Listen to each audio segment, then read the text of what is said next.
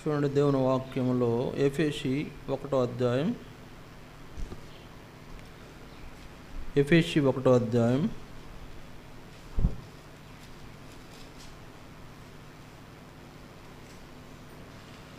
3వ వచనాన్ని చదువుకుంటాం. ఎఫెసీ 1వ అధ్యాయము 3వ వచనాన్ని చదువుకుంటాం. Page number 173, ఎఫెసీ 1:3. మన ప్రభు అయిన యేసుక్రీస్తు యొక్క తండ్రియగు దేవుడు స్తుతింపబడునుగాక. ఆయన క్రీస్తునందు పరలోక విషయములలో ఆత్మ సంబంధమైన ప్రతి ఆశీర్వాదమును మనకు అనుగ్రహించును. మడుతూద్దాం.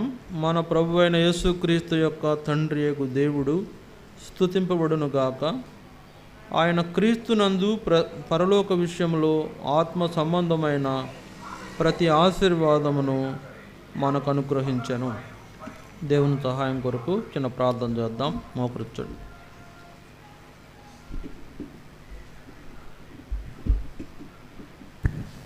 ప్రేంగల పరలోక తండ్రి, పరిశుద్ధుడు అయిన దేవాన్ని స్తోత్రాలు. సమయంలో మరొకసారి నీ పాదాలు చెందుకొస్తున్నాము. ప్రభు దినంలో నీ పిల్లలుగా నీ సన్నిధిలో నిన్ను ఆరాధించినట్లు మాకు సహాయం చేయండి.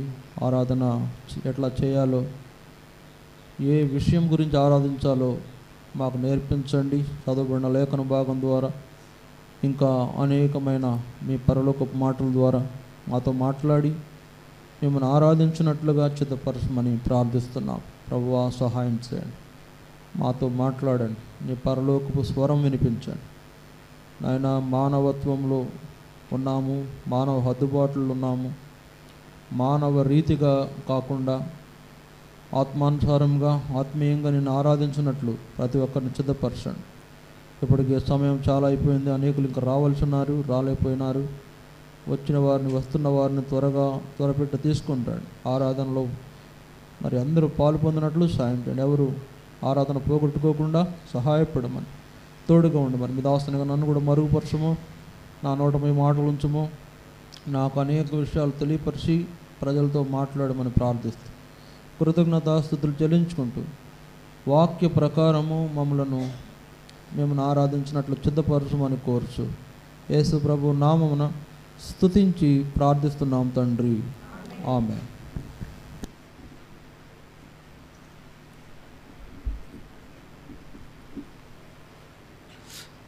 ఇక్కడ వ్రాయబడిన మాటల ప్రకారం మన ప్రభు అయిన యేసు క్రీస్తు యొక్క తండ్రియగు దేవుడు స్తుతింపబడును కాక. ఆయన క్రీస్తునందు పరలోక విషయములలో ఆత్మ సంబంధమైన ప్రతి ఆశీర్వాదమును మనకు అనుగ్రహించెను. చూడండి, లోకంలో దేవుడు మనలను ఆశీర్వదించాడు. ఎట్లా ఆశీర్వదించాడంట? ఆత్మ సంబంధమైన పరలోక విషయములలో ఆత్మ సంబంధమైన ప్రతి ఆశీర్వాదమును మనకు అనుగ్రహించెను. పరలోక విషయములలో ఆత్మ సంబంధమైన ప్రతి ఆశీర్వాదము మనకు అనుగ్రహించాడు. అంటే పరలోక విషయాలలో ఆశీర్వదించాడు. అంటే మరి ఈ లోక విషయాలు ఆశీర్వదించలేదా? ఈ లోక విషయాల్లో మనకు దేవుని ఆశీర్వాదం లేదా అంటే, ఈ లోకపరమైనటువంటి విషయాల్లో దేవుని ఆశీర్వాదం ఉన్నా కూడా పరలోక సంబంధమైన ఆశీర్వాదాలు మనకు చాలా ప్రాముఖ్యమైనవిగా ఉన్నాయి. ఎందుకు? ఈ లోక సంబంధమైన ఆశీర్వాదాలు ఏంటి?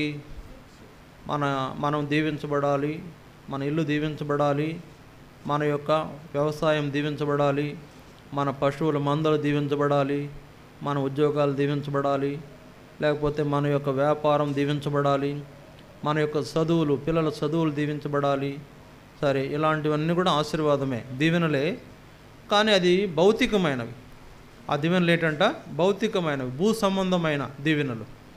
భూ సంబంధమైన దీవెనలు మాత్రమే కాదు, కానీ పరలోక సంబంధమైన దీవెనలు కూడా మనకు దేవుడు అనుగ్రహించాడు. భూ సంబంధమైన దీవెనలు ఈ భూమి వరకే, ఈ భూలోకంలో, భూప్రపంచం మీద మనం ఉన్నంత వరకే ఉపయోగపడతాయి. కానీ పర సంబంధమైన ఆశీర్వాదాలు మరి మనము ఎల్లకాలం యుగాయుగములు అనుభవించేటువంటి ఆశీర్వాదాలు. భూ సంబంధమైన ఆశీర్వాదాలు ఈ లోకంలో ఉన్నంత వరకే అనుభవిస్తాం. చూడండి, అంతే కదా. ఒకవేళ దేవుడు మనకు మంచి ఆస్తిపాస్తులు ఇచ్చాడు, ఈ లోకంలో ఎంతవరకు జీవించి ఉంటామో అంతవరకే అనుభవిస్తాం. ఆ తర్వాత మనం వాటిని విడిచిపెట్టి వెళ్ళాల్సిందే. అవి ఎవరు అనుభవిస్తారంటే మన తర్వాత వాళ్ళు ఎవరు ఉంటారో దానికి కర్తలు వాళ్ళు అనుభవిస్తారు. కాబట్టి ప్రత్యేకమైనవి, అంటే పరలోక సంబంధమైన ఆశీర్వాదాలు ప్రత్యేకమైనవి. అవి మనతో ఎల్లకాలము, అంటే యుగాయుగములు ఉండే ఆశీర్వాదం. అది ఎంతకాలము మనము, అంటే దేవుని గురించి వ్రాయబడింది, దేవుడు ఆదియు అంతమునై ఉన్నాడని వ్రాయబడింది. ఆదియు అంతం, ఆయన ఎంతకాలం ఉంటాడో అంతకాలము ఆశీర్వాదాలు మనం ఆయనతో కూడా ఉండి అనుభవించే వారంగా మనం ఉంటాం.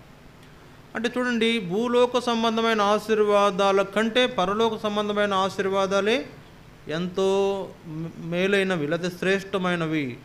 భూలోక సంబంధమైన ఆశీర్వాదాలు మరి మనకు వద్దా అంటే అవి కూడా అవసరమే, వాటినే కోరుకుంటారు కొందరు. ఇంకా అక్కడే ఉంటారు, నా వ్యవసాయం దీవించు, నా ఉద్యోగం దీవించు, నా వ్యాపారం దీవించు, నా చదువు దీవించు, ఇక్కడిక్కడే తిరుగుతుంటారు. కానీ ఇక్కడిక్కడే మనం ఇక్కడ వరకు సంభవించే లేదా దొరికే ఆశీర్వాదాలని, మనం కోరుకునే ఆశీర్వాదాలని తాత్కాలికమైనవిగా ఉంచాలి.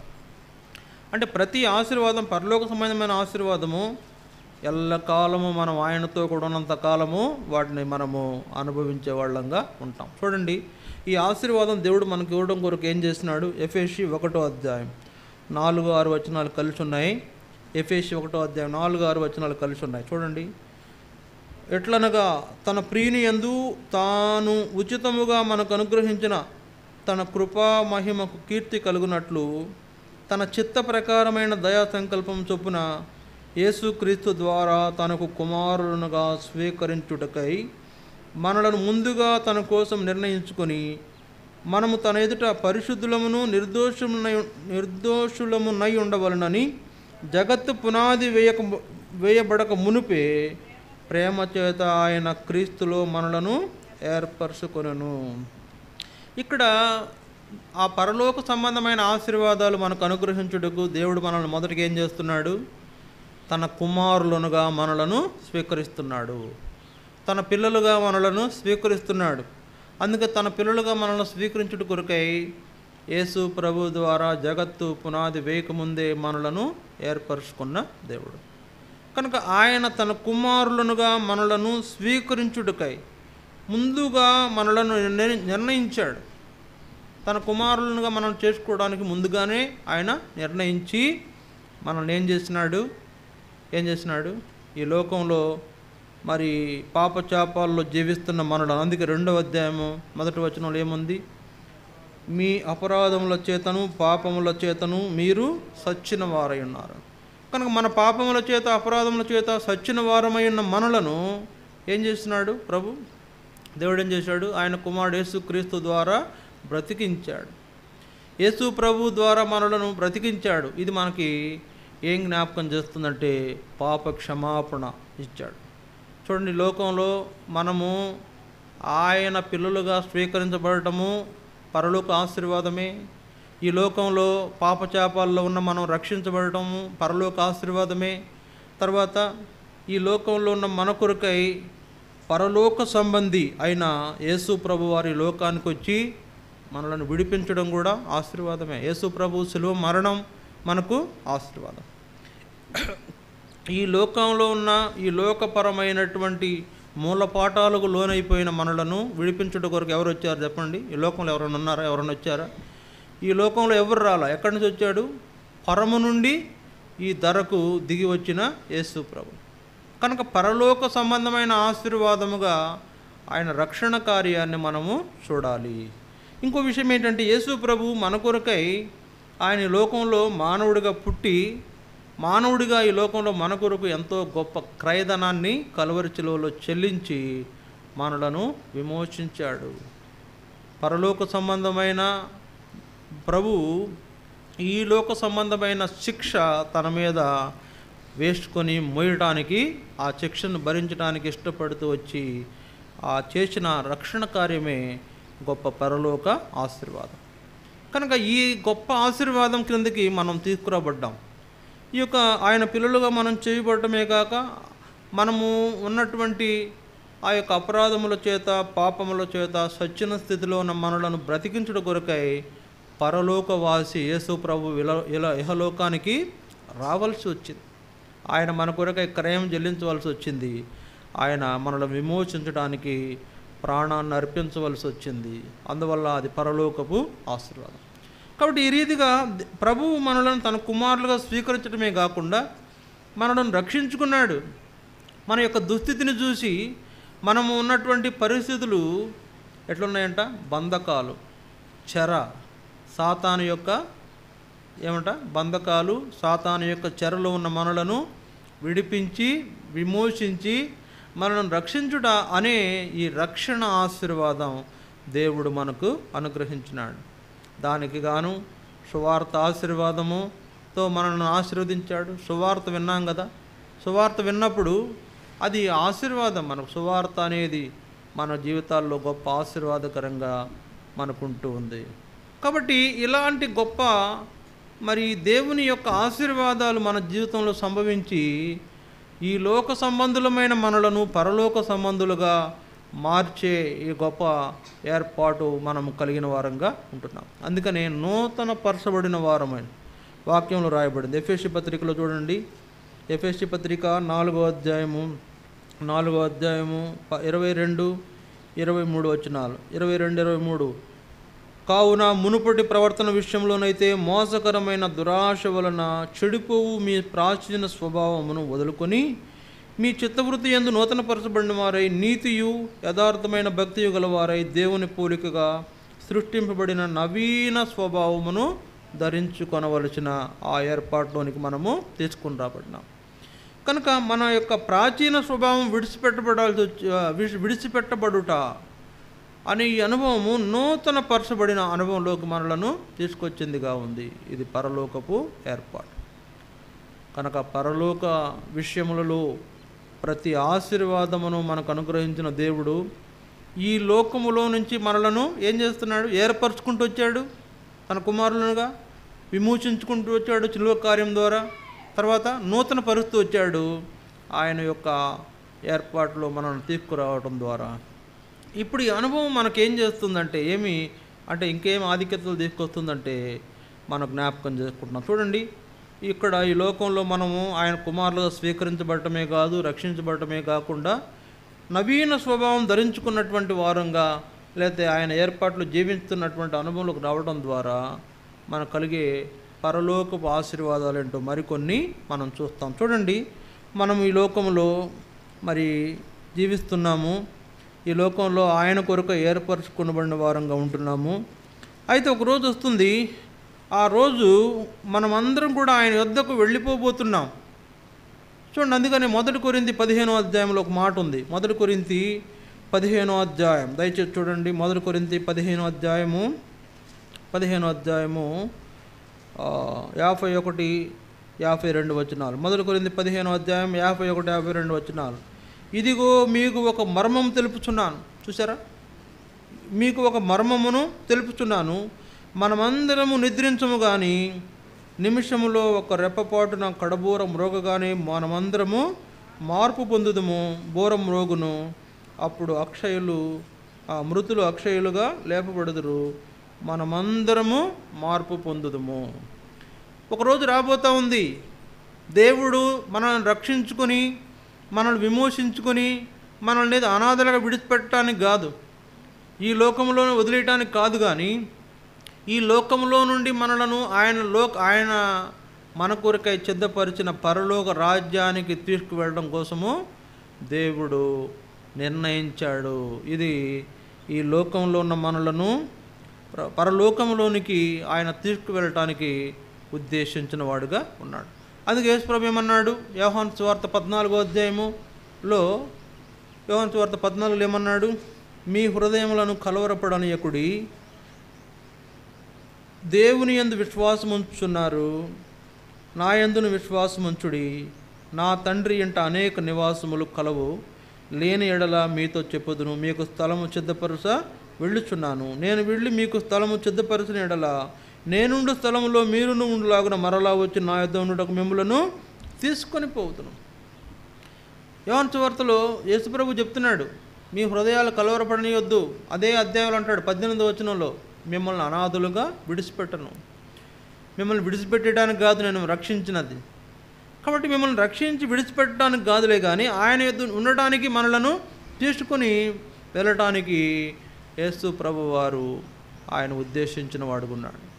అందుకని ఇక్కడ ఏమంటున్నాడంటే పౌలు గారు, ఇదిగో మీకు ఒక మర్మం తెలుపుతున్నాను. మర్మము ఏంటా? మర్మము మనమందరము మార్పు పొందుతామంట. మనమందరం మార్పు పొందుతాం. రెప్పపాటులో ఎత్తబడేవారు ఉంటాం. రెప్పపాటులు ఎత్తబడటం అంటే, రెప్పపాటులు అంటే రెప్ప వేచి నువ్వు తెరిచే లోపల ఇక్కడ ఏముండదు ఇక. చూసారా? రెప్పపాటులు అంటే అర్థం ఏంటంటే నువ్వు రెప్ప వేయటమే, ఇంకా తెరవడం కూడా లేదు. రెప్పపాటులో మనమందరం మార్పు చెంది ఆయన వద్దకు ఎత్తబడతాం. అందుకే ఏమన్నాడు అక్కడ? ఏమన్నాడు? కడబూర రెప్పపాటున కడబూర మ్రోగానే మనమందరం మార్పు పొందుము, బోరం మ్రోగును అప్పుడు మృతులు అక్షయులుగా లేపబడుదురు, మనము మార్పు పొందము. ఇక్కడ రెప్పపాటులో మనము మార్పు పొందేవారం ఉంటాం. చూడండి, మొదటి దశలోనిక 4వ అధ్యాయము, మొదటి దశలోనిక 4వ అధ్యాయము 16వ వచనం చూడండి. 16వ వచనం, 16-17. ఆర్భాటముతోనూ ప్రధాన దూత శబ్దముతోనూ దేవుని బోరతోనూ పరలోకము నుండి ప్రభువు దిగివచ్చును. క్రీస్తునందుండి మృతులైన వారు మొదట లేతురు. ఆ మీదట సజీవులమై నిలిచియుండు మనము వారితో కూడా ఏకముగా ప్రభువును ఎదుర్కొనుటకు ఆకాశ మండలమునకు మేఘముల మీద కొనిపోబడుదము. కాగా మనము సదాకాలం ప్రభువుతో కూడా ఉందుము. ఇక్కడ చాలా ప్రాముఖ్యమైన విషయాలు ఉన్నాయి. ఒక దినం రాబోతూ ఉంది.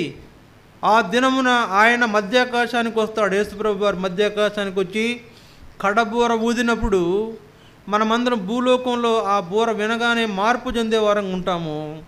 మార్పు చెంది మేఘముల మీద మనము ఆయన యొద్దకు కొనిపోబడే వారంగా ఉంటాం. మేఘముల మీద ఆయన యొద్దకు వెళ్ళే వారంగా ఉంటాం. అది ఎక్కడంట? రెప్పపాటులో. ఒక రెప్పపాటులోనే, రెప్పపాటులో నువ్వు మార్పు చెందటం, ఎత్తబడటం, ఆయన ఎదుట వెళ్ళిపోవటం జరిగిపోతుంది. కనుక ఇది కూడా ఆశీర్వాదమే. ఈ లోకంలో మనము జీవించే జీవితము మనకెంతో భారంగా ఉంది, కష్టంగా ఉంది, ఇబ్బందిగా ఉంది. ఎన్నో రోగాలు, ఎన్నో అవస్థలు ఉన్నాయి. ఈ అవస్థలన్నీ విడిపించబడటానికి అక్కడ దేవుడు నిర్ణయించాడు. అందుకే హెబ్రీలో వ్రాయబడింది ఏమంటే, అట్టి వారికి ఇట్టి లోకము యోగ్యమైనది కాదు. మనకి ఈ లోకం సరైనది కాదు. ఈ లోకం మనకు మరి శాశ్వతమైనది కూడా కాదు. ఒకప్పుడు విడవాల్సిందే కదా. అందుకే మనల్ని ఏం చేస్తున్నాడు? తన కుమారులుగా స్వీకరించి, ఎవరైతే ఆయన కుమారులుగా చేయబడిన వారు ఉన్నారో వారిని రక్షించి, వారి జీవిత విధానాన్ని మార్చి ఒక దినమున ఆయన దగ్గరకు తీసుకువెళ్ళటానికి నిర్ణయించిన ఈ గొప్ప ఆశీర్వాదం మనము పొందిన వారము. కాబట్టి ఆ రోజు రాబోతూ ఉంది. మనమందరము ఆయన దగ్గరికి ఎత్తబడబోతూ ఉన్నాము. ఇలాంటి గొప్ప ఆశీర్వాదము ప్రభు మనకు అనుగ్రహించిన వాడుకున్నాడు. మనమందరము ఆయన ఎదుట ఆయన యొద్దకు కొనిపోబడుదుము. కాగా మనము సదాకాలం ప్రభువుతో కూడా ఉందుము. సదాకాలము ప్రభువుతో కూడా ఉందుము. ఈ లోకం శాశ్వతం కాదండి. ఈ లోకంలో మనం ఎంతో కాలం ఉండం. కొంతకాలం తాత్కాలికంగా మాత్రమే ఉంటున్నాం. అయితే సదాకాలము పరలోక రాజ్యములో ప్రభువుతో కూడా ఉండటమే ఆశీర్వాదం. సదాకాలము ప్రభువుతో కూడా పరలోకంలో మనము ఉండటమే ఆశీర్వాదం. అక్కడ మనల్ని ఆయన అక్కడ తీసుకువెళ్ళిపోతాడంట. తీసుకువెళ్ళిపోతాడు. ఎవరిని తీసుకువెళ్ళిపోతాడు? అందరిని పిలుస్తాడా? అందరిని తీసుకెళ్తాడా?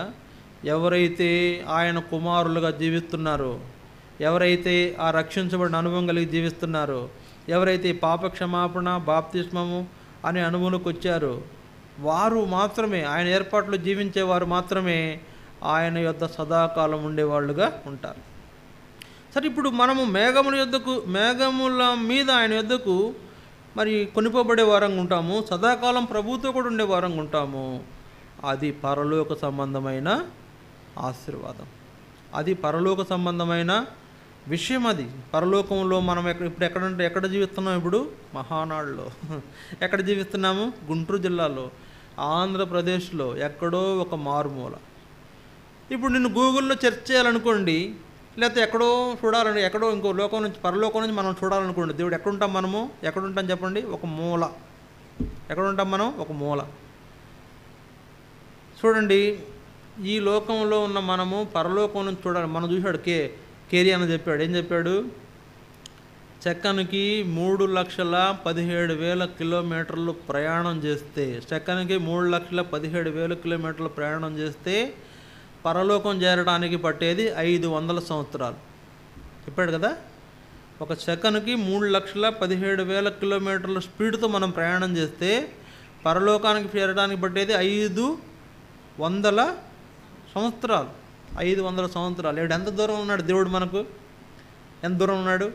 అంత దూరంలో నుండి దేవుడు మనల్ని చూస్తూ ఉంటే నాకు తెలిసి ఏమంటానంటే, నేను ఇంత భూప్రపంచం మీద ఈ భూగోళంలో ఎక్కడో ఒక మూలన కనపడతావు. నేను ఎక్కడో ఒక మూలన ఉన్న నిన్ను ఉద్దేశించి, నిన్ను తన కుమారుడిగా స్వీకరించి, నిన్ను రక్షించి, నీ కొరకై కలువరిచిలో మరణం పొంది నిన్ను తన ఏర్పాటులోకి తీసుకొచ్చిన దేవుడు ఒక కడబూరతో, ఆ కడబూర శబ్దంతో నిన్ను మార్పు చేసి నిన్ను ఆయన దగ్గరకు మేఘముల మీద కొనిపోబడే స్థితి గొప్ప ఆశీర్వాదం.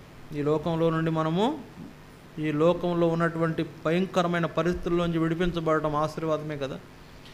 అందుకని చూడండి, పరలోకాన్ని కోరుకోవాలి. పరలోక సంబంధమైన వాటి మీద మన యొక్క దృష్టి ఉండాలి. అందుకే కొలస్సీలు ఏమన్నాడు? కొలస్సీ 3వ అధ్యాయంలో ఏమన్నాడు? మీరు క్రీస్తుతో కూడా లేపబడిన వారైతే పైనున్న వాటినే వెతకండి అన్నాడు. పైనున్న వాటినే వెతకండి. ఇంకో యేసుప్రభు ఇంకేమన్నాడు? మీరు దేవుని రాజ్యమును మొదట వెతకండి, అప్పుడు ఇవన్నీ మీకు వచ్చేస్తాయి. ఏమన్నాడు? మొదట మీరు దేవుని రాజ్యమును వెతకాల. దేవుని రాజ్యమును వెతకండి, వాటితో పాటు మీకు ఆహారము, వస్త్రాలన్నీ ఆటోమేటిక్గా వచ్చేస్తాయి. మత్తయి సువార్తలో అన్నాడు, లూకా సువార్తలో అన్నాడు, పలుసార్లు ప్రభు ఆ మాట చెప్పాడు. మొదట మీరు వెతకాల్సింది ఏంటంటే దేవుని రాజ్యాన్ని వెతకాలి. ఆయన రాజ్యాన్ని వెతకండి, ఆయన రాజ్యంలో వాటిని కోరుకోండి, భూ సంబంధమైన వాటిని ఆటోమేటిక్గా దేవుడు మీకు ఇస్తాడన్నాడు. పేతురు ఒక మాట అడిగాడు యేసు ప్రభుని, అయ్యా, మేము ఎంతో కాలం నుండి నిన్ను వెంబడిస్తున్నాము, మాకున్న ఆస్తిపాస్తులు వదిలిపెట్టాము, మా తల్లిదండ్రులను వదిలిపెట్టాము, నిన్ను వెంబడిస్తున్నాము, మాకు ఏం లభిస్తుంది అని అడిగాడు పేతురు యేసు ప్రభు. మాకేం దొరుకుతుంది అంటే యేసు ప్రభు ఏమన్నాడు తెలుసా? ఈ లోకమందు 100 రెట్లు, ఈ లోకమందు 100 రెట్లు ఫలాన్ని పొందుతారు, పరలోకములో నాతో కూడా సింహాసనం మీద కూర్చుండి మీరు ఇశ్రాయేలు 12 గోత్రాలకు తీర్పు తీర్చేవారుగా ఉంటారన్నాడు యేసు ప్రభు. ఈ లోకంలో 100 రెట్లు మీకు వచ్చేస్తుంది, పరలోకంలో కూడా ఎంతో అత్యంత వారి ఉన్నతమైన స్థానం మీకు ఇస్తాను అని యేసు ప్రభు పేతురుతో చెప్పాడు. కనుక ఈ లోకంలో ఆయన కొరకు జీవించే మనకు లోక సంబంధమైనవన్నీ ఊరికే వచ్చేస్తాయి, కానీ పరలోక సంబంధమైన ఊరికే రావు. ఆయన ఏర్పాటులోకి రావాలి, ఆయన రక్షించబడిన అనుభవంలోకి రావాలి, తర్వాత నూతనమైన జీవితం కలిగిన అనుభవంలో, ఎత్తబడిన అనుభవంలో ఉండాలి. ఆయన దగ్గరకు చేరుకునే అనుభవంలో మనం ఉండి ఆ విధంగా ఆయన కలుసుకున్నప్పుడు మనకు ఒక గొప్ప నూతన అధ్యాయము మన జీవితంలో ప్రారంభమవుతుంది. ఇంకో మాట చెప్తాను చూడండి, దేవుని పిల్లల జీవితము శాశ్వతమైనది. దేవుని పిల్లల జీవితము శాశ్వతమైనది. కొంతకాలం ఉండి అంతలో మాయమైపోయే జీవితం కాదు. ఎవరిది? దేవుని పిల్లల జీవితం. అందుకే ఒకవేళ ఈ లోకంలో మనం కన్ను మూసినా, ఈ లోకాన్ని ముగించినా, మనకి ఇంకొక లోకం ఉంది, అక్కడ మనం మన జీవము కొనసాగిస్తాం. ఈ లోకంలో మనం యాత్ర అయిపోయినా అక్కడ ఆ లోకంలో మనం యాత్ర ప్రారంభిస్తాం. ఎక్కడ? ఎన్నాళ్ళు? యుగాయుగాలు. కనుక ఇప్పుడు మనం చూడండి, ఆయనతో కూడా సదాకాలం ఉండబోతున్నాం. మనం ఆయన ఎందుకు మేఘముల మీద కొనిపోబడటము, ఆయనతో సదాకాలం ఉండమని ఆశీర్వాదం మనం పొందిన వారము. ఇక్కడ ఇంకో విషయం చెప్తా, మనము క్షణములో రెప్పపాటున మార్పు పొందుదుము అని వ్రాయబడింది కదా. మార్పు పొందడం అంటే ఏంటి? మార్పు పొందడం అంటే ఏంటి? ఈ దేహం ఏంటంట, ఇప్పుడున్న మన దేహం విడిచిపెట్టేస్తాం. ఈ దేహం విడిచిపెట్టేస్తాం, మనకు వెంటనే ఇంకొక దేహం ఇవ్వబడుతుంది. దాన్ని ఏమంటారంటే దేవదూతల దేహం వంటి దేహం, లేదా ఇంకో మాట ఏమన్నారంటే మహిమా దేహం అన్నారు. మహిమా దేహంలోనికి మనము ప్రవేశిస్తాము, వెంటనే ఆయన వద్దకు వెళ్ళిపోతాం. కనుక ఈ దేహము ఇక్కడే రాలిపోతుంది, ఇక్కడే ఉండిపోతుంది. అందువల్ల మనం మార్పు చెందుతాం. ఈ దేహం మనతో కూడా రాదు, ఈ వస్త్రాలు మనతో కూడా రావు, మనం పోషించుకుంటున్న ఈ దేహం మనతో కూడా వచ్చేది కాదు. ఒకనాడు ఇది విడవలసిందే. ఆయన యొద్ద ఉండడానికి మనం వేరే మహిమా దేహంలో ప్రవేశించి ఆయన యొద్దకు మేఘముల మీద కొనిపోబడే దేహము మహిమా దేహం. ఆ దేహంతో మనం ప్రభు దగ్గర ఉంటాం. ఇంకో మాట ఏమన్నారంటే దేవదూతల వలె ఉంటారంట. చూసారా? అందుకు చూడండి ఒక మాట, మరి ఒక మాట ఉంది మత్తయి సువార్త. ఆ మాటలు మనం తెలుసుకోవాలి. ఎప్పుడు తెలుసుకుంటాం ఇంకా? చూడండి మత్తయి సువార్త ఒక మాట చూద్దాం.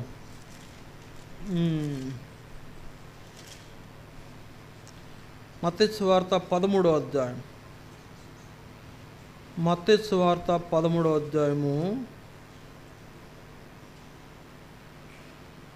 చూడండి 41, 42, 43 వచ్చిన. మనుష్య కుమారుడు తన దూతలను పంపును, వారు ఆయన రాజ్యంలో నుండి ఆటంకములకు సకలమైన వాటిని దుర్నీతి పరులను సమకూర్చి అగ్నిగుండంలో పడవేయుదురు.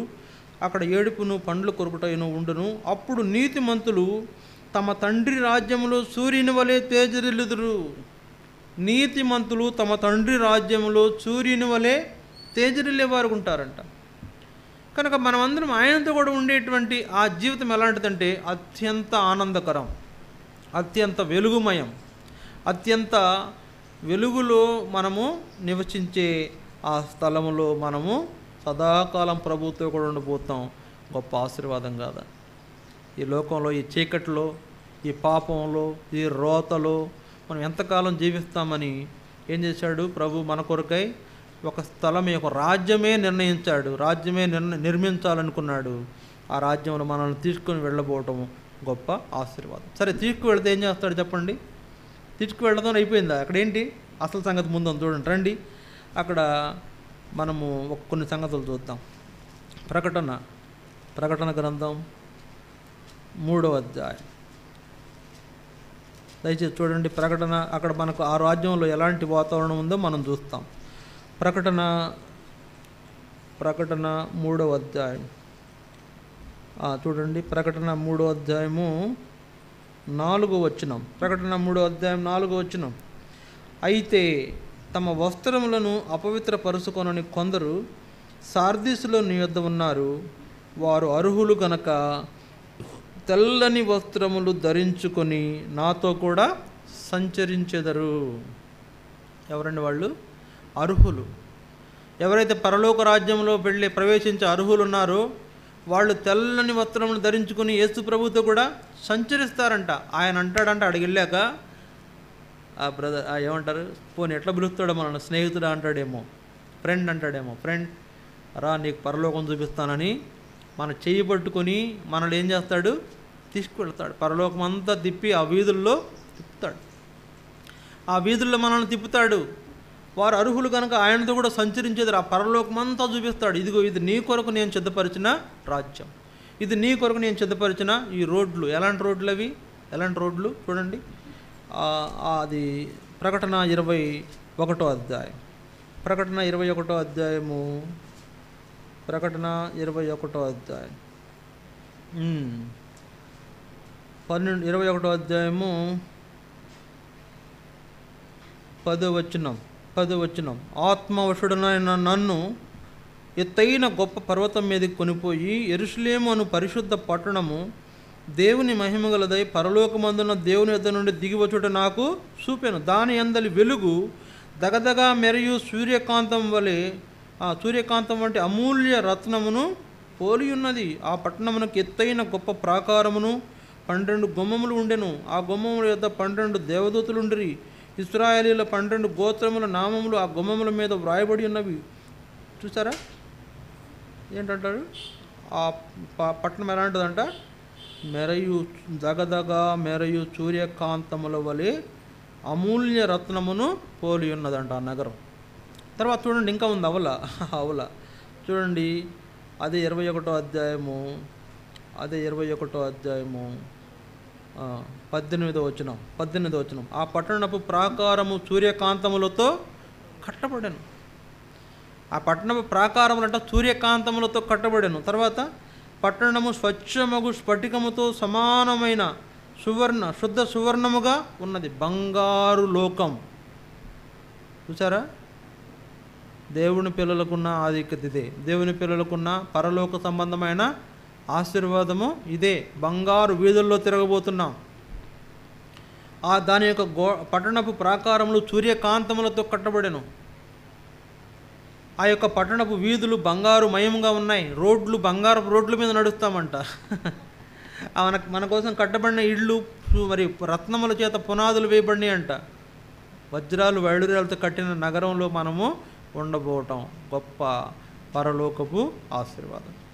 వజ్రాలు వైడూర్యాలతో కట్టబడిన నగరం, బంగారు వీధులలో ఏంటంటే శుద్ధ సువర్ణమైన బంగారం అంట. అది కూడా మేలిమి బంగారం, మామూలు బంగారం కాదు, నకిలీ బంగారం కాదు. నాట్ ఏ రోల్డ్ గోల్డ్ కాదు, ఇది ప్యూర్ గోల్డ్, ఒరిజినల్ బంగారం, శుద్ధ సువర్ణం అన్నారు దాన్ని.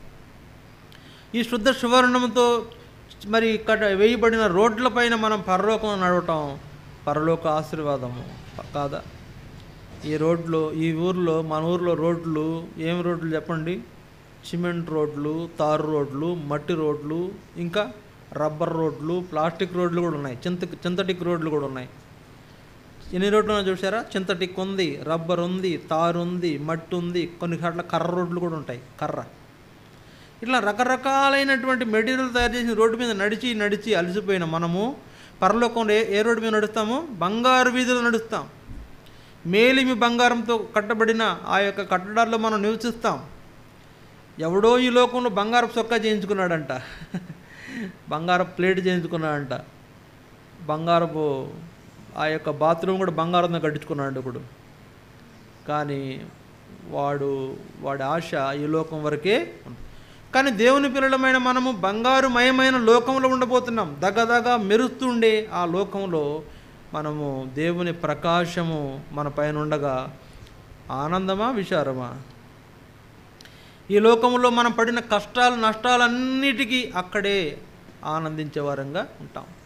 అయ్యా, నేను ఇన్ని కష్టాలు పడేవాడిని, ఇన్ని బాధలు, ఇన్ని ఇబ్బందులు, ఇన్ని ఆకలి తిప్పలు, ఇన్ని ఏడుపులు, దుఃఖాలు నాకుండే ప్రభువా, అవన్నీ కూడా విడిపించి నన్ను నీ రాజ్యములో సూర్యుని వలె తేజరిల్లేటట్లు చేసావు నాయన అని మనం సంతోషంగా ఉంటామంట. ప్రభువుతో కూడా ఉంటామంట. ఆయన మనం నడిపిస్తాడంట, చేపట్టుకు నడిపిస్తాడంట. చూడండి, ఆ లోకము దగదగా మెరుగుచున్న వెలుగు లోకము, వెలుగు రాజ్యము. అక్కడ మనకు తెల్లని వస్త్రాలు ధరింపజేయబడినాయి. అక్కడ మన చుట్టూ మహిమ కాంతి ఉండింది. అక్కడ దీపం అక్కర్లేదంట, యేసు ప్రభువే దీపం అంట. సరే, ఇది ఆశీర్వాదం కదా? యేసు ప్రభువే దీపం. ఆయన మనం కలుసుకుంటాం, ఆయన మనం చూస్తాం. ప్రభువా, నా కొరకు నువ్వు గాయములు పొందావని ఆయన గాయాలు చూసి ఆ గాయాలను ముద్దాడుతామంట. కాబట్టి ఆయన యొక్క సింహాసనం ఉండే చోట మనము ఆయనతో కూడా సంచరించే ఈ ఆశీర్వాదం పరలోక సంబంధమైన ఆశీర్వాదం. ఎంతకాలం భూలోక సంబంధమైనవే కోరుకుంటున్నాం మనం. ఏంటంటే ఏం తిందాం, ఏం త్రాగుదాం, మత్తయి సువార్త 6వ అధ్యాయం చూడండి. మత్తయి సువార్త 6వ అధ్యాయం, మత్తయి సువార్త 6వ అధ్యాయము 25వ వచనం. అందువల్ల నేను మీతో చెప్పినది ఏమనగా, ఏమి తిందుమో, ఏమి త్రాగుదుమో అని మీ ప్రాణమును గూర్చేయనను, ఏమి ధరించుకుందుమో అని మీ దేహమును గూర్చేయనను చింతింపకుడి. ఆహారము కంటే ప్రాణమును, వస్త్రము కంటే దేహమును గొప్పవి కావు. సరే, ఆహారము కంటే ప్రాణము, దేహము కంటే వస్త్రము కంటే దేహము గొప్పవి కాదు. చూడండి, అందుకని ఏమంటున్నాడు? 31వ వచనం. కాబట్టి ఏమి తిందుమో, ఏమి త్రాగుదుమో, ఏమి ధరించుకుందుమో అని చింతింపకుడి. అన్ని జనులు వీటన్నిటి విషయమై విచారింతురు. ఇవన్నీ మీకు కావాలనని మీ పరలోకపు తండ్రికి తెలియను. కాబట్టి మీరు ఆయన రాజ్యమును, నీతిని మొదటి వెతకుడి, అప్పుడు అవన్నీ మీకు అనుగ్రహింపబడును. మొదట ఆయన రాజ్యాన్ని వెతకండి, ఆయన రాజ్య సంబంధమైన ఆశీర్వాదాలు వెతకండి, ఆయన రాజ్య సంబంధమైనటువంటి ఆధిక్యత, ఆ లోకంలో మనం జీవించే జీవితం గురించి ఆలోచించండి. టెంపరవరీగా కొన్ని కష్టాలు, కొన్ని నష్టాలను పెడుతున్నామని దుఃఖపడుతున్నావా? Don't worry. ఆ దుఃఖము, విచారము దేవుడు నవ్వుగా మార్చేస్తాడు. అందుకే ప్రకటన 21వ అధ్యాయం ఒకసారి రండి, ముగిస్తాను నేను. ప్రకటన 21వ అధ్యాయము ఆ మాటలు చూద్దాం. ప్రకటన 21 3వ వచనం. అప్పుడు ఇదిగో దేవుని నివాసం మనుషులతో కూడా ఉన్నది, ఆయన వారితో కాపురముండును, వారు ఆయన ప్రజల యందురు, దేవుడు తానే వారి దేవుడయ్యుండి వారికి తోడయుండును. ఆయన వారి కన్నుల ప్రతి బాష్ప బిందువును తుడిచివేయును. మరణం ఇక ఉండదు, దుఃఖమైనను ఏడుపైనను వేదనైనను ఇక ఉండదు. మొదటి సంగతులు గతించిపోయినని సింహాసనంలో నుండి వచ్చిన గొప్ప స్వరం చెప్పుట వింటిని. ఎందుకు? అప్పుడు సింహాసనాసీనుడైన వాడు, ఇదిగో సమస్తమును నూతనమైనవిగా చేస్తున్నానని చెప్పాను. ఈ మాటలు నమ్మకమును సత్యమును ఏమన్నాడండి? నమ్మకమును నిజమునయున్నవి గనుక వ్రాయము. నమ్మకమును నిజమునయున్నవి గనుక వ్రాయము. ఏంటంట? జరగబోయే సంగతులు.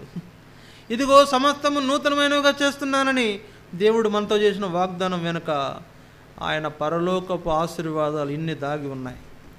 ఎంతకాలం ఈ లోకంలో జీవించినా, ఎంతకాలం నా బ్రతుకేంటి, నా పిల్లల బతుకేంటి, నా కుటుంబం ఏంటి, 2025లోనన్నా నేను లాభాలు గడిస్తానంటావా? ఇది ఆలోచిస్తున్నారా? 2025లోనైనా మరి నేను సౌఖ్యంగా ఉంటానంటావా? ఇది ఆలోచిస్తున్నారా? 2025లోనన్నా బాగుంటుందంటావా? నా జాతకం చెప్పండి పాస్టర్ గారు, మీరే వస్తారు నా దగ్గరికి, నా జాతకం చెప్పండి. 2025లోనే బాగుంటుంది. 2025లో కాదు, నీవు దేవుని కుమారుడుగా స్వీకరించబడినట్లయితే, రక్షించబడినట్లయితే నీ జీవిత కాలమంతా సంతోషము అనుభవించే వ్యక్తిగా ఉంటావు. 2025లోనే కాదు, యుగాయుగాలు. ఆయన ఏ ప్రేమతో మనల్ని ప్రేమించాడండి? శాశ్వతమైన ప్రేమ. శాశ్వతమైన ప్రేమ అంటే ఇక అంతే, ఎంతకాలం మనం ఉంటామో అంతకాలం మనం ఆ ప్రేమను చూస్తాం. ఇక్కడ ఎంత బంగారం, 10 తులాలు బంగారం కొనాలంటే అదిరిపోతున్నాం మనం కదా. అమ్మో 10 తులాలు బంగారమా, వామ్మో.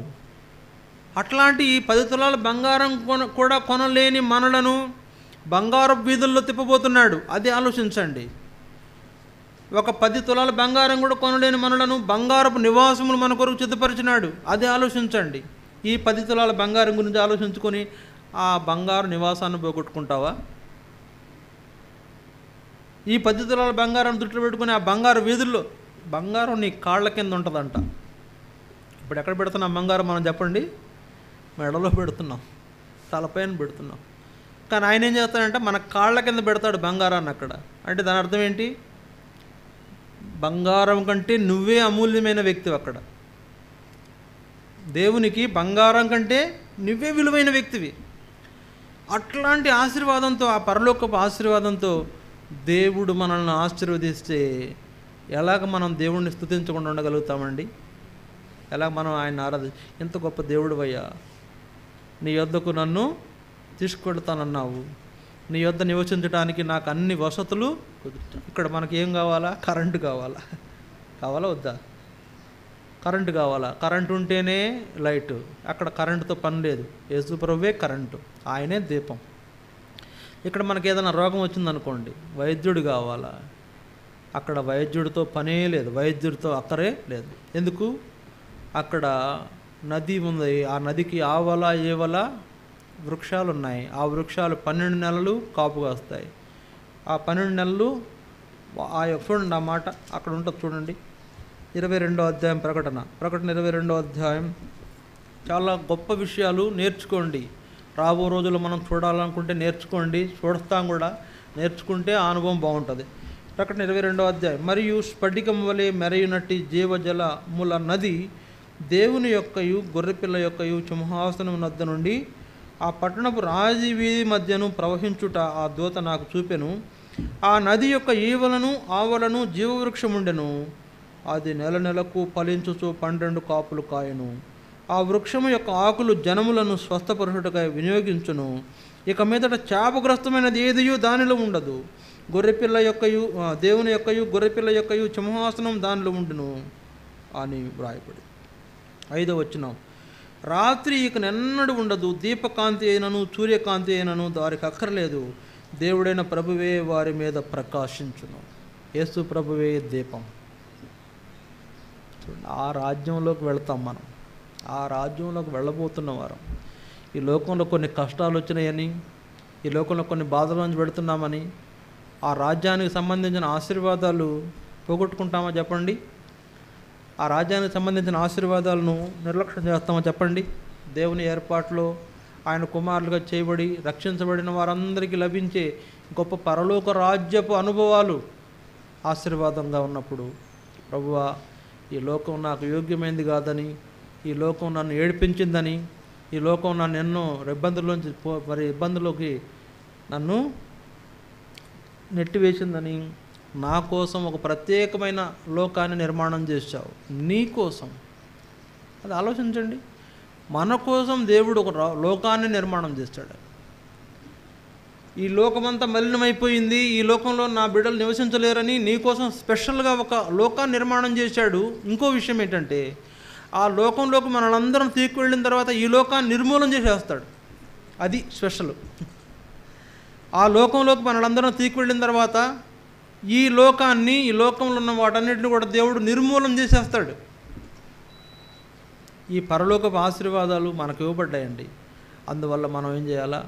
మనం దేవుణ్ణి ఆరాధించాలి. ఈ పరలోకం నాకు ఇవ్వడం కోసం నీ కుమారుని కలువరి శిలువలో అప్పగించావు. ఈ పరలోకంలో నేను ప్రవేశించడం కోసం ఈ లోకంలో నన్ను నీ కుమారుడిగా నన్ను స్వీకరించావు.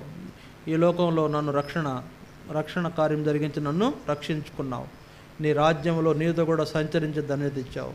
నాకు దుఃఖం లేకుండా నా దుఃఖాన్ని కన్నీటిని తుడిచావు. నాతో కూడా నువ్వు సంచరించే దేవుడుగా ఉన్నావు. నా కొరకు వెలుగు రాజ్యములో నన్ను ప్రవేశపెట్టి నా కొరకు గొప్ప ఆశీర్వాదమును అనుగ్రహించావు ప్రభు అని మనం ప్రభువుని ఆరాధిస్తాం. ఈ వాక్యాన్ని ఆధారం చేసుకుందాం. ఒకరి తర్వాత ఒకరు ప్రభువుని ఆరాధిస్తాం. ఆరాధించండి.